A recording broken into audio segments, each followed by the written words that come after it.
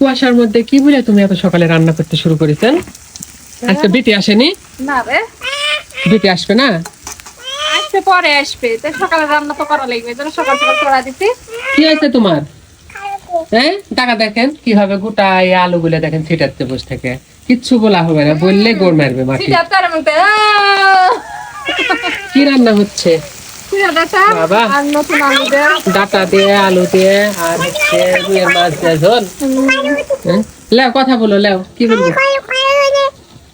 দেখছেন, একটা কথা আমার বলতে দিবে না। কি বললেন? তো আজকে আমার ফুপু আসেনি, কথাই বলতে দিবে না আমার। আজকে আমার ফুপু আসেনি, এজন্য তুলি খুবই ভোরে উঠেছে, যে সব দিকে কুয়াশা এখনো ঢাকায় আছে। আর সকাল সকাল উঠে এই তো তুলি রান্না করতে বসে গেছে। আর এই যে বত্তান্নের বুড়ি, সেও উঠেছে আমার সাথে। মাথার টুপি দিতে দেয়নি। অনেকে তো বলবেন যে ছোট বাচ্চার মাথায় টুপি নাই কেন, মাথার টুপি দিলেই চেল্লাচেল্লি করছে। হয়ে গেছে?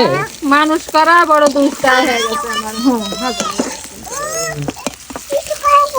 টুকুই ঠাকুর থেকে এই তো আমাদের মশলা কষানো হয়ে গেছে, আলু ডাটা আর সবকিছু দিয়ে সুন্দর করে কষায় নিচ্ছে।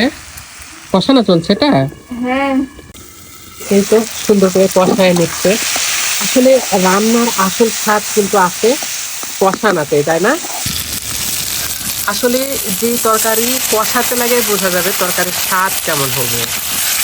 তরকারি হলো কষানোতে আসল মানে টেস্ট আসে। এই তো কষানো শেষ, এখন সুন্দর করে ঢাকনা দিয়ে ঢাকা দিল। আর আমরা আসলে বেশিরভাগ মাটির ঢাকনায় ব্যবহার করি, মানে মাটির চুলাতে মাটির ঢাকনাটা বেশি ভালো হয়।